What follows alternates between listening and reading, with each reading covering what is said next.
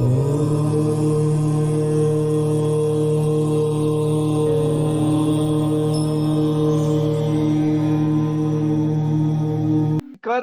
कर्म क्या है? कर्म जब भी हम, जैसे ही हमारे जन्म होती है उसके बाद हमारे कर्म शुरू हो जाते हैं, और ये कर्म जो है जब तक हम जीवित हैं तब तक हमारा ये कर्म चलते रहता है। चाहे वो हम मन से कर्म करें या वचन से कर्म करें या कार्य के द्वारा करें, किसी भी तरीके से करें। और ज्यादातर कर्म हम मन से करते हैं। जो भी हमारे मन के अंदर थॉट्स आता है उसको हम लागू करें या ना करें, लेकिन वो हमारे अंदर थॉट्स आ चुका है और हम एक तरीके का कर्म जो है कर चुके हैं। तो ज्यादातर कर्म हम मन से करते हैं। अगर हमने किसी के खिलाफ हिंसा करने की सोची, उसको हम मारें या ना मारें, उसको हम गाली दें या ना दें, लेकिन हमारे मन के अंदर वो कर्म जो है शुरू हो चुका है और वो हमारे ऊपर सबसे ज्यादा असर करता है। इसी तरीके से हम वचन के द्वारा कुछ कर्म करते हैं कि मन के अंदर आ गया, उसके बाद हम हिंसा ना भी करें तो वचन के द्वारा हिंसा कर लेते हैं, या वचन के द्वारा किसी को आहत कर देते हैं। इसी तरीके से क्रिया है, क्रिया के द्वारा करते हैं। तो ज्यादातर कर्म हम मन से करते हैं। उसके अलावा फिर हम वचन के द्वारा करते हैं और फिर क्रिया के द्वारा करते हैं। तो इन चीजों को, तीनों को कैसे जो है बैलेंस करके हम चलें, इसी के बारे में हम आज बात करेंगे कि अपने कर्मों के द्वारा कैसे हम जो है अपने लाइफ स्टाइल में योगा को शामिल कर सकते हैं, या अपने लाइफ स्टाइल को ही हम योगा बना सकते हैं। नहीं, ये योग का तो मतलब ही होता है आपका संजोग है या मिलन है। इसी तरीके से योग जो है मतलब आपकी चित्त वृत्ति निरोध को दूर करता है।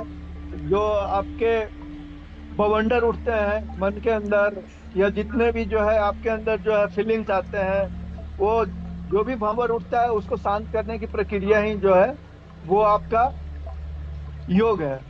इसी तरीके से आगे अगर हम बढ़ें तो योग के बारे में जो विष्णु पुराण में कहा गया है कि योग संयोग युक्त जीवात्मा परमात्मा ने, जीवात्मा और परमात्मा का पूर्णतः मिलन ही योग है। तो जीवात्मा और परमात्मा है क्या? जीवात्मा जो है वो जो जीव है, जीव के अंदर जो एनर्जी है वो जीवात्मा है। चाहे वो किसी भी तरीके का जीव हो, एक मतलब छोटे से छोटे कीड़े मकोड़े से लेकर के इंसान तक, पेड़ पौधे तक, सबके अंदर जीव है। तो वो एक जीवात्मा है। और परमात्मा है जो पर के अंदर जो एनर्जी है, जो मेरे अंदर एनर्जी है वो जीवात्मा हो गए, और आपके अंदर जो एनर्जी है वो परमात्मा हो गया। तो इन दोनों को कैसे एक तरीके से मिलाना है, या एक तरीके से जो है समझना है। अगर हम इनको एक तरीके से समझना शुरू कर दें तो हमारी जो है लाइफ स्टाइल ही फर्दर योग के रूप में कन्वर्ट हो जाएगी। इसी तरीके से जब हम अपने हर कंडीशन में अपने आप को जो है समभाव रख पाते हैं, समता के भाव में रख पाते हैं अपने आप को, मतलब अब हमारे के अंदर की जो भंवर है, मन के अंदर जो विचार उठते हैं, इच्छाएं उठती है, लोभ लालच जो भी चीजें उठती है, इनको अगर हम कंट्रोल करते हैं, इनको जब हम अपने अंदर जो है समानता के भाव में रखते हैं, समभाव में रखते हैं, हमेशा एक ही तरीके से अपने भाव को रखते हैं, तो वो भी एक तरीके का योग है। इसी तरीके से जो कॉन्शियसनेस है, यूनिवर्सल कॉन्शियसनेस, कॉन्शियसनेस कर लीजिए या अपनी कह लीजिए इंडिविजुअल का, इन दोनों को अगर हम मिलाते हैं, जब हम अपने माइंड को और बॉडी को एक हार्मोनी में रखते हैं, तो हम जो है यूनिवर्स के साथ भी जुड़ना शुरू कर देते हैं। तो यूनिवर्सल कॉन्शियसनेस भी जब हमारे अंदर आती है तो वो भी एक तरीके का जो है आपका योग है, लाइफ स्टाइल है वो योग का। इसी तरीके से जब हम आगे की तरफ बढ़ते हैं तो योग का जो मेन एम आता है वो है आपका कि हाँ जी, मतलब कैवल्य, जिसको जैन में कैवल्य कहा गया है कि आपको अपने आप को, जो आपकी फीलिंग्स है, जो आपके अंदर विचारों की भंवर है, उससे अलग करना, विशुद्ध भाव से अपने आप को रखना, अनासक्ति के भाव से रहना। यही जो है मतलब कैवल्य की प्राप्ति है, जहाँ पे आप जाकर के एकदम हर चीजों से आपकी अलगाव हो जाती है और आप एकांत में रहना पसंद करते हैं, या आपको एकांत में रहना अच्छा लगता है।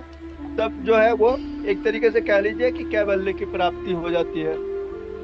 तो योग के बारे में आप लोग सभी जानते होंगे कि योग के जो है 8 पार्ट हैं।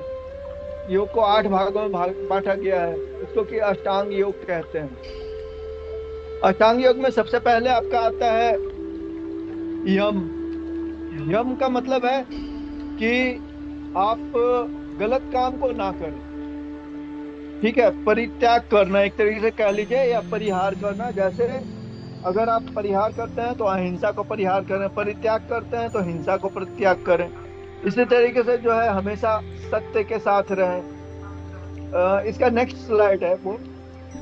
तो अगर जब भी आप रहते हैं तो मतलब अपने लाइफ में अगर आप अहिंसा को अपनाते हैं, सत्य को अपनाते हैं, लोभ नहीं है आपके अंदर, दूसरे के सामानों के प्रति कोई आसक्ति नहीं है, लालच नहीं है, ठीक है, तो इस तरीके के जो है ये योग का फर्स्ट पार्ट है कि आप जो है इसको अपना करके, अगर आप कुछ नहीं भी करते हैं, कोई जरूरी नहीं है कि आप आसन करें, प्राणायाम करें, या फिर ध्यान करें, या समाधि करें, नहीं भी अगर करते हैं आप, सिर्फ जो है अगर ये चीजें भी अपनी लाइफ में अपनाते हैं तो ये भी एक तरीके का योग है कि आप जो है सत्य के साथ जीते हैं, और आप जो है हिंसा से दूर रहते हैं, आपके अंदर आसक्ति नहीं है, लोभ नहीं है, तो ये सारी चीजें जो है आपकी फर्स्ट लेवल ऑफ योगा है।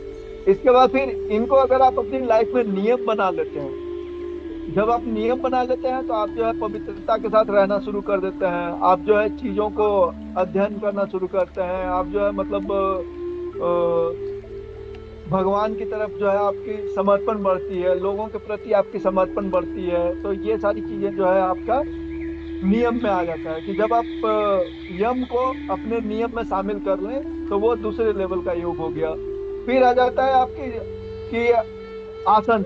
आसन क्या है? बेसिकली आपका बॉडी को, फिजिकल बॉडी जो है उसको स्वस्थ रखने का एक तरीका है कि बाहर के तरीके से कैसे आप बाहर हष्ट पुष्ट रह सकते हैं, ताकि जो यम और नियम आप अपना रहे हैं उस पर आप कायम रह सकें, क्योंकि शरीर के अंदर मजबूती होगी आपकी, तभी आप जो है उस पर दृढ़ निश्चय से किसी काम को कर पाएंगे। तो आसन आपको मदद करता है आपको फिजिकली फिट होने में। इसी तरीके से प्राणायाम जो है सांसों का आयाम जिसको कहा जाता है, अभी इसमें तो पूरी सांस की एक विज्ञान ही है, आप लोगों ने पढ़ा भी होगा या सुना भी होगा कि सांस जो है एक पूरी की पूरी अपने आप में विज्ञान है। आपने हमेशा मतलब ये चीजें देखा होगा या अनुभव भी किया होगा कि कैसे जो है सांस आपकी अंदर जो है जाती है आती है, कभी जो है दोनों नासिका से जाती है, कभी एक नासिका से जाती है। इस तरीके से जो है प्राणायाम को आप अगर अपने रूटीन में शामिल करते हैं तो आप अपनी इंटरनल बॉडी को स्वस्थ करते हैं। आपका जो डाइजेस्टिव सिस्टम है, आपका रेस्पिरेटरी सिस्टम है, आपका जो नर्वस सिस्टम है, इन सब चीजों को आप जो है स्वस्थ बनाते हैं। इसी तरीके से प्रत्याहार है। प्रत्याहार में क्या है कि मन को, इंद्रियों को जो है अपनी विषयासक्ति से दूर करना। जो मतलब इंद्रियों से हम रस लेते हैं, स्वाद लेते हैं, सुनते हैं चीजों को, और उस जो हमारे बॉडी को इफेक्ट डालता है या हमारी जो लाइफ के ऊपर इफेक्ट डालता है, अगर इन सब चीजों से हम अपने आप को अलग कर लेते हैं, मतलब प्रति आहार, मतलब जो हमको चीजें मिल रही है उसको हम गलत चीजों को ना अपना करके और सही चीजों को अगर अपनाना शुरू कर दें, अपने आप ही लेना शुरू कर दें, तो ये प्रत्याहार की श्रेणी में आता है। तो इंद्रियों के माध्यम से जो चीजें ग्रहण किया जाता है उसके विपरीत चेतना को जगाना प्रत्याहार है। इसी तरीके से धारणा है। जब हम विपरीत दिशा में जाते हैं तो कुछ धारण करते हैं, धारण करते हैं तो हमारे अंदर एक एकाग्रता की भावना आती है। एकाग्रता की भावना जब हमारे अंदर जगती है तो हम अपने आप को व्यवस्थित करने की कोशिश करते हैं, अपने आप को सचेत रूप में अनुभव करने की कोशिश करते हैं, हमारा विचार पक्का होता है, हम दृढ़ निश्चयी बनते हैं। और यहाँ पे इंद्रियां जो है कि विचलितपन जो है वो कम हो जाती है या खत्म होने के कगार पे आती है। तो चित्त को एक जगह रोकना, मन को एकाग्र करना धारणा है। और जब हम मन को एकाग्र करते हैं, चित्त को एक जगह रोकते हैं, तो फिर हम ध्यान की स्थिति में जाते हैं, जो कि योग का सातवां पार्ट है, जिसमें मन को एक विषय पे हम केंद्रित कर लेते हैं, अपने चित्त को एकाग्र कर लेते हैं। क्रोध, काम, लोभ, मोह से हमको, नकारात्मक विचारों से हमको मुक्ति मिलती है और हम उस पर नियंत्रण कर पाते हैं। पूर्ण रूप से हम एकाग्र कर पाते हैं थोड़े समय के लिए, तो वो ध्यान है। यहाँ पे हम क्षणिक आनंद हमको मिलती है। और इसके आगे जब हम लास्ट स्टेज में, ध्यान का आखिरी स्टेज जो है वो, योग का आखिरी स्टेज ध्यान के बाद समाधि का आता है। तो हम उसमें जब समाधि की तरफ जब जाते हैं तो वो आनंद का क्षण जो है ज्यादा बढ़ जाता है। और हम समता के अधीन रहना शुरू कर देते हैं। मतलब हम समभाव में रहना शुरू कर देते हैं। हर कोई हमको एक जैसा दिखना शुरू करता है। मतलब हम एक दूसरे से रिलेशन जोड़ पाते हैं। जैसे वैसे भी हम एक दूसरे से जुड़े हुए हैं, चाहे हम किसी भी रूप में जुड़े हुए हों। आप ये कह लीजिए प्रत्यक्ष या अप्रत्यक्ष रूप से हम किसी न किसी रूप में एक दूसरे से जुड़े हुए हैं। जैसे मान लिया कि मैं सीधे सीधे पेड़ पौधों से जुड़ा हुआ हूँ, कि मैं उनसे जो है सांस लेता हूँ और उनको देता हूँ, तो सीधा सीधा मेरा उनसे रिलेशन है। लेकिन उनके थ्रू मेरे और जीव जंतुओं से अप्रत्यक्ष रूप से मेरा रिलेशन है, कि मैं जो सांस छोड़ रहा हूँ वो पेड़ पौधा लेकर के अगर छोड़ रहा है तो किसको दे रहा है, वो उस पर कोई गारंटी नहीं लिखी हुई है कि वो मेरे पास ही आएगा। वो किसी के पास भी जा सकता है। तो इस तरीके से जो है, जब हम समझना शुरू कर देते हैं कि हर कोई एक दूसरे से है, जो मेरे अंदर है वही सबके अंदर है, तो इसमें जो है मतलब चीजें दो तरीके की होती है। एक मूर्त रूप में होती है, एक अमूर्त रूप में होती है। तो मूर्त रूप में तो हम जाकर के मंदिरों के अंदर देख लेते हैं कि हाँ जी भगवान विष्णु है, माता लक्ष्मी है, उनकी सेवा कर रही हैं। लेकिन अमूर्त रूप में उसको देखने के लिए हमको ध्यान और समाधि की जरूरत पड़ती है। अगर हम इसमें नहीं करेंगे तो हम अमूर्त रूप में उसको नहीं देख सकते हैं। जब तक हम अपने अंदर नहीं झांकेंगे तब तक जो है हम इन चीजों को नहीं देख सकते हैं। अब योग के बारे में मैंने बात कर लिया, तो योग के प्रकार और विधि की तरीके से होती है। तो फिजिकल योगा जैसे मैंने बताया आपके शारीरिक स्वास्थ्य के लिए है। खान पान रहन सहन भी आपके एक तरीके का योगा का रूप है। आप जो जिस तरीके से रहते हैं, मेडिटेशन के अलग अलग तरीके के प्रकार होते हैं, उसमें इमेजिनरी भी है, फिजिकल भी है, रियल भी है। तो इस पे कभी डिटेल में अगर बात करने का मौका मिले तो आगे बात करूंगा मैं, कि इसमें जो है कैसे मतलब ये अलग अलग योगा है और कैसे हमारे बॉडी के ऊपर ये अलग अलग तरीके से ये सारे मेडिटेशन इफेक्ट डालते हैं। इसके बाद फिर अगर आगे बढ़े तो फिर मैंने जैसा आपको बताया कि खाने पीने का जो हमारा रहन सहन है वो हमको असर डालता है, कि कैसे जो है मतलब वो हमारी लाइफ स्टाइल जो है। इसके बाद फिर हमारी जो जीवन का लक्ष्य है, कि हम जब पैदा होते हैं तो एक ऊर्जा के रूप में पैदा होते हैं, उसको कैसे हमको संपूर्ण ऊर्जा में, अपूर्ण ऊर्जा में बदलना है।